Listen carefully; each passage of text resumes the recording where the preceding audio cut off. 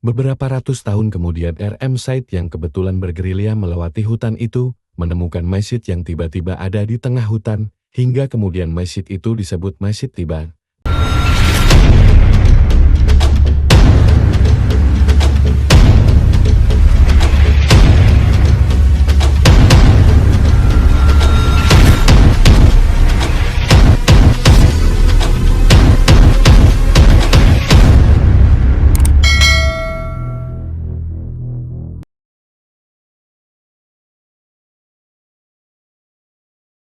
Masjid Tiban Wonokerso.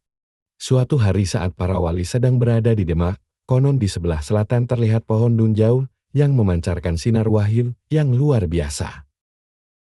Para wali memang berniat membangun sebuah masjid yang nantinya dipakai sebagai tonggak dimulainya sejarah keislaman di tanah Jawa menyambung garis kerajaan Majapahit yang bercorak Hindu.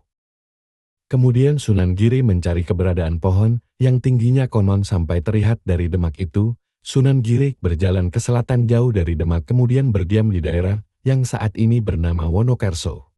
Beliau membangun masjid kecil yang digunakan juga untuk bermunajat mencari kayu yang akan dipakai untuk membangun Masjid Agung Demak. Setelah beberapa saat diketahui kayu-kayu yang dicari ternyata berada di sebelah timur Masjid Wonokerso yang sudah dibangun itu tepatnya di hutan Donoloyo. Setelah ditinggalkan masjid itu tertutup dan tidak dipergunakan hingga menjadi bagian hutan belantara. Beberapa ratus tahun kemudian R.M. Said yang kebetulan bergerilya melewati hutan itu, menemukan masjid yang tiba-tiba ada di tengah hutan, hingga kemudian masjid itu disebut Masjid Tiban.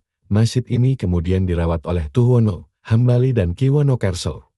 Yang kemudian Masjid Tiban itu dikelola oleh keturunan dari ketiga tokoh itu hingga saat ini.